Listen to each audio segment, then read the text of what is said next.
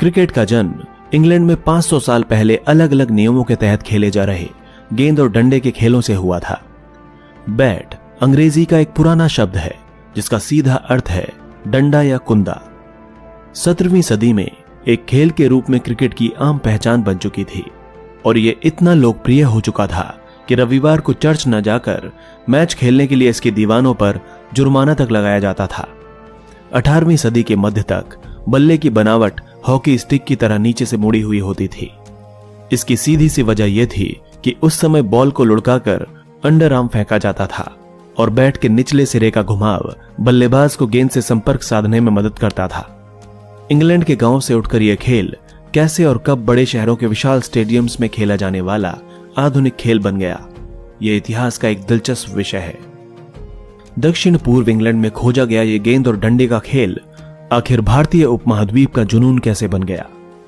इस खेल की कहानी इसलिए भी दिलचस्प है क्योंकि एक ओर जहां उपनिवेशवाद और राष्ट्रवाद की बड़ी कहानी इससे जुड़ी है, तो दूसरी ओर धर्म व जाति की राजनीति ने भी एक हद तक इसका स्वरूप गढ़ा। क्रिकेट की एक दिलचस्प खासियत यह है कि पिच की लंबाई तो 22 गज होती है, पर मैदान का आकार और प्रकार एक सा नहीं होता। हॉकी, फुटबॉल जैसे दूसरे खेलों में मैदान के आयाम तय होते हैं, वहीं क्रिकेट में इनका कोई आयाम तय नहीं है। एडिलेड ओवल की तरह मैदान अंडाकार हो सकता है तो चेन्नई के चेपॉक की तरह लगभग गोल भी। मेलबर्न क्रिकेट ग्राउंड में छक्का लगाने के लिए गेंद को काफी दूरी तय करनी पड़ती है, जबकि दिल्ली के फिरोज शाह कोटला में थोड़े प्रयास में ही गेंद सीमा रेखा के पार चली जाती है। कायदे कानून में बनने वाले खेलों में क्रिकेट का नंबर अव्वल था, यानी सॉकर व हॉकी जैसे बाकी खेलों के मुकाबले क्रिकेट ने सबसे पहले अपने लिए नियम बनाए और वर्दियां भी अपनाई। क्रिकेट के कानून सबसे पहले साल 1744 में लिखे गए थे। उनके मुताबिक दोनों टीमों के कप्तान 2 अंपायर चुनेंगे जिन्हें किसी भी विवाद को निपटाने का अंतिम अधिकार होगा। स्टंप 22 इंच ऊंचे होंगे, उनके बीच की गिल्लियां 6 इंच की, गेंद का वजन 5 से 6 औंस के बीच होगा और स्टंप्स के बीच की दूरी 22 गज होगी। उस समय बल्ले के रूप व आकार पर कोई पाबंदी नहीं थी। आगे चलकर दुनिया का पहला क्रिकेट क्लब हैम्बल्डन में 1760 के दशक में बना और मैरीलीबोन क्रिकेट क्लब यानी एमसीसी की स्थापना 1787 में हुई। इसके अगले साल ही एमसीसी ने क्रिकेट के नियमों में सुधार किए और उनका अभिभावक बन बैठा। एमसीसी के सुधारों के कारण अब खेल में कई सारे बदलाव आ गए, जिन्हें 18वीं सदी के दूसरे हिस्से में लागू किया गया। 1760 और 70 के दशक में जमीन पर लुढ़काने की जगह गेंद को हवा में लहराकर आगे पटकने का चलन हो गया था। इससे गेंदबाजों को गेंद की लंबाई का विकल्प तो मिला ही, अब वे हवा में भी चकमा दे सकते थे और पहले से कहीं तेज गेंदें फेंक सकते थे। इससे स्पिन और स्विंग के लिए नए दरवाजे खुल गए। जवाब में बल्लेबाजों को अपनी टाइमिंग व शॉट सिलेक्शन पर महारत हासिल करनी थी। एक नतीजा तो फौरन यह हुआ कि मुड़े हुए बल्ले की जगह सीधे बल्ले ने ले ली। इन सब बदलावों की वजह से हुनर व तकनीक महत्वपूर्ण हो गए, जबकि ऊबड़ खाबड़ मैदान या शुद्ध ताकत की भूमिका कम हो गई। गेंद का वजन अब 5.5 से 6.25 औंस तक हो गया और बल्ले की चौड़ाई 4 इंच कर दी गई। यह तब हुआ जब एक बल्लेबाज ने अपनी पूरी पारी विकेट जितने चौड़े बल्ले से खेल डाली थी। पहला लेग बिफोर विकेट नियम 1774 में प्रकाशित हुआ। लगभग उसी समय तीसरे स्टंप का भी चलन हुआ। 1780 तक बड़े मैचों की अवधि 3 दिन तक हो गई थी और इसी साल 6 सीम वाली क्रिकेट बॉल भी सामने आई। 19वीं सदी में ढेर सारे बदलाव हुए। वाइड बॉल का नियम लागू हुआ, गेंद का सटीक व्यास तय किया गया, चोट से बचाने के लिए पैड और दस्तानों का इस्तेमाल होने लगा, बाउंड्री की शुरुआत हुई, जबकि इससे पहले हर रन दौड़कर लेना पड़ता था, और सबसे अहम बात, ओवर आर्म बॉलिंग कानूनी ठहराई गई। क्रिकेट के मैदान के आकार का अस्पष्ट होना उसकी ग्रामीण शुरुआत का सबूत है। क्रिकेट मूलतः गांव के कॉमन्स में खेला जाता था। कॉमन्स में ऐसे सार्वजनिक और खुले मैदान थे जिन पर पूरे समुदाय का साझा अधिकार होता था। कॉमन्स का आकार हर एक गांव में अलग अलग होता था, इसीलिए ना तो बाउंड्री तय थी और ना ही चौके। जब गेंद भीड़ में घुस जाती तो लोग क्षेत्र रक्षक या फील्डर के लिए रास्ता बना देते थे ताकि वह आकर गेंद वापस ले जाए। जब सीमा रेखा क्रिकेट के नियमों का हिस्सा बनी तब भी विकेट से उसकी दूरी तय नहीं की गई। नियम सिर्फ यह कहता है कि अंपायर दोनों कप्तानों से सलाह करके खेल के इलाके की सीमा तय करेगा। इंग्लैंड में क्रिकेट के आयोजन पर अंग्रेजी समाज की छाप साफ है। अमीरों को, जो मजे के लिए क्रिकेट खेलते थे, शौकिया खिलाड़ी कहा गया और अपनी रोजी रोटी के लिए खेलने वाले गरीबों को पेशेवर यानी प्रोफेशनल कहा गया। अमीर शौकिया दो कारणों से थे। एक, ये खेल उनके लिए एक तरह का मनोरंजन था, खेलने के आनंद के लिए, न कि पैसे के लिए खेलना नवाबी ठाट की निशानी थी। दूसरा, खेल में अमीरों को लुभा सकने लायक पैसा भी नहीं था। पेशेवर खिलाड़ियों का मेहनताना वजीफा, चंदे या गेट पर इकट्ठा किए गए पैसों से तय किया जाता था। सीजनल होने के कारण खेल से साल भर का रोजगार तो नहीं मिल सकता था। जाड़े के महीनों यानी ऑफ सीजन में ज्यादातर पेशेवर खिलाड़ी खदानों में काम करते थे या कहीं और मजदूरी करते थे। शौकीनों की सामाजिक श्रेष्ठता क्रिकेट की परंपरा का हिस्सा बन गई। शौकीनों को जहां जेंटलमैन की उपाधि दी गई, तो पेशेवरों को खिलाड़ी या प्लेयर्स की उपाधि दी गई।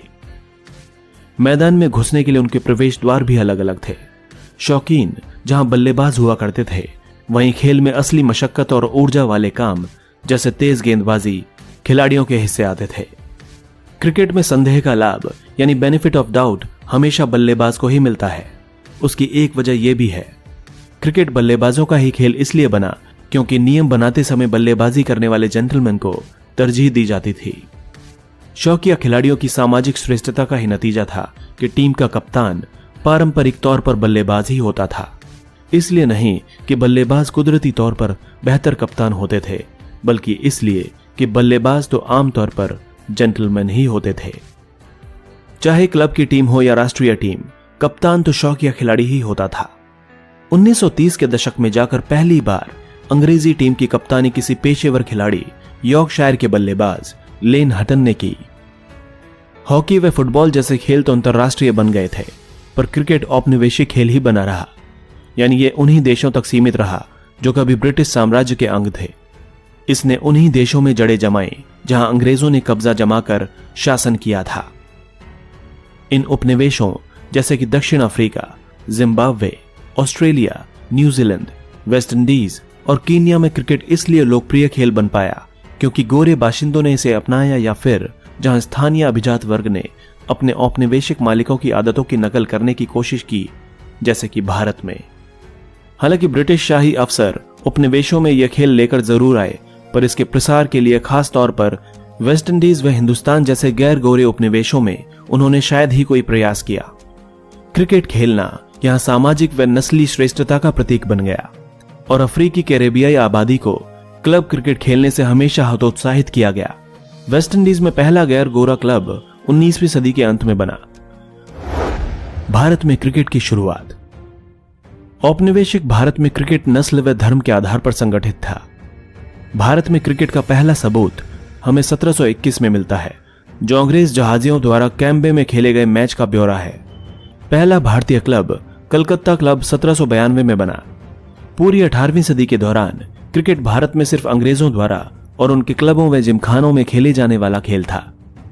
उस समय हिंदुस्तानियों को इस खेल के लायक नहीं समझा जाता था और ना ही उनसे खेलने की उम्मीद की जाती थी। भारत में क्रिकेट की शुरुआत का श्रेय बंबई के जरतुश्तियों यानी पारसियों के छोटे से समुदाय को जाता है।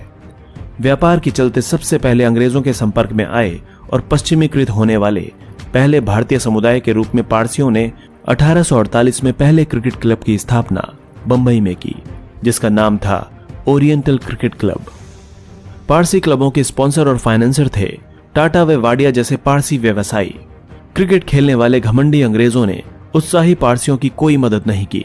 उल्टे गोरों के बॉम्बे जिमखाना क्लब और पारसी क्रिकेटरों के बीच पार्क के इस्तेमाल को लेकर एक झगड़ा भी हुआ। पारसियों ने शिकायत की कि बॉम्बे जिमखाना के पोलो टीम के घोड़ों द्वारा रौंदे जाने के बाद मैदान क्रिकेट खेलने लायक नहीं रह गया। जब यह साफ हो गया कि औपनिवेशिक अधिकारी अपने देशवासियों का पक्ष ले रहे हैं, तो पारसियों ने क्रिकेट खेलने के लिए अपना खुद का जिमखाना बनाया। पर पारसियों व नस्लवादी बॉम्बे जिमखाना के बीच की स्पर्धा का अंत अच्छा हुआ। पारसियों की एक टीम ने बॉम्बे जिमखाना को 1889 में हरा दिया। यह भारतीय राष्ट्रीय कांग्रेस की स्थापना के 4 साल बाद हुआ था। और दिलचस्प बात यह है कि इस संस्था के मूल नेताओं में से एक दादा भाई नौरोजी थे, जो अपने वक्त के महान राजनेता वे बुद्धिजीवी थे। दादा भाई नौरोजी भी पारसी ही थे। पारसी जिमखाना क्लब की स्थापना ने जैसे एक नई परंपरा की शुरुआत की।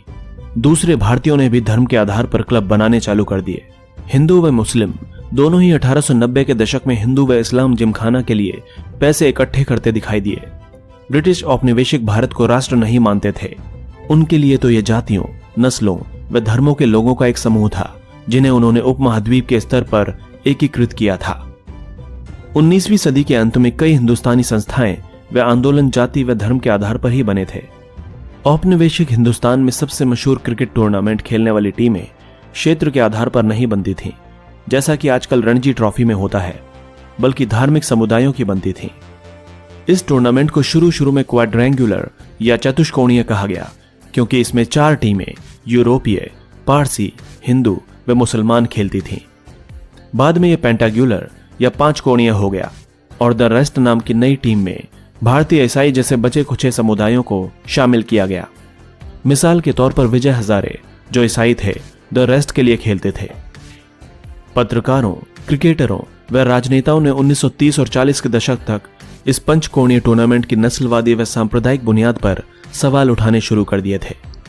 उनका मानना था कि ऐसे समय में जब राष्ट्रवादी हिंदुस्तानी अवाम को एकजुट करना चाह रहे थे, इस टूर्नामेंट का क्या तुक था।